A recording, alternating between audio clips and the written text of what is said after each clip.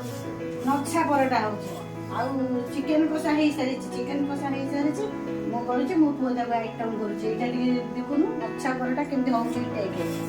ଏଇ ଏମିତି ଫାଷ୍ଟ କ'ଣ ହବ କହିଲୁ ମାନେ ବଟର ଆଉ କସୁରୀ ମେଥି କଳା ଜିରା ଏସବୁ ପଡ଼ିକି ପୁରା ଅଟା ଚକଡ଼ା ହବ ନଛା ପରଟାଟା କେମିତି ତିଆରି ହବ ତାର ସବୁ ପ୍ରୋସିଜର ଏମିତି ହଉଛି ହେଲା ଚକଡ଼ା ହବ ତାପରେ ତାକୁ ଗୋଟେ ଓଦା କପଡ଼ାରେ ଚିପୁଡ଼ିକିରି ତାକୁ ସ୍ମୁଥ୍ ପାଇଁ ଅଧଘଣ୍ଟା ଖଣ୍ଡେ ରଖିଦେବ ରଖିଦେଲା ପରେ ସେ ପୁରା ହେଇଗଲା ନର୍ମାଲ ପୁରା ହେଇଯିବ ଇଏଟା ତାପରେ ବଡ଼ ବଡ଼ ଗୁଳା ସେ କରିବ କେତେ ବଡ଼ ବଡ଼ ଗୁଳା ହେଇଛି ଦେଖ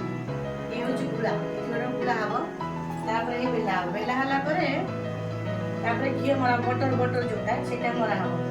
ତାପରେ ବେଲା ହେଲା ପରେ ତାପରେ ଟିକେ ଅଟା ପଡ଼ିବ ତାପରେ କେମିତି ମାନେ ଷ୍ଟାଇଲ ହେଉଛି ଦେଖ ଯେମିତି ଏଇ ଏମିତି ମଡ଼ା ହେଇଛି ଚାଲିବ ସେମାନେ ଘରେ ଚାହୁଁଛନ୍ତି କରିକି ଖାଇବା ପାଇଁ ଏମିତି କରିବ ମୋ ପୁଅ ତ ଜମା ତୁ ରୋଜ ରୁମ୍ରେ କରିପାରିବ ନା ତୁ ଏଇଠି ଛୋଟା ଯୋଉ କରୁଛୁ ମୋତେ ଡର ମାରୁଛି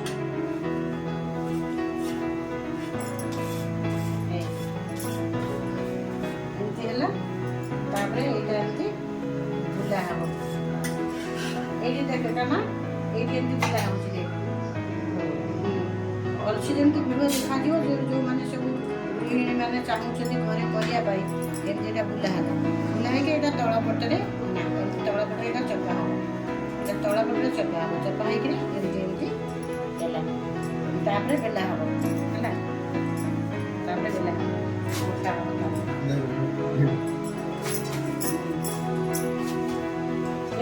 ଏପଟୁ ଧନ କର ଏପଟୁ ଆଣେ ଦେଖିବେ ଏଇ ଟାଇପ୍ର ହବ ଏମିତି ତାପରେ ହେଇସାରିଲା ପରେ ଘିଅରେ ଶିଖାଇସାରିଲା ପରେ ଏମିତି ହବ ହଁ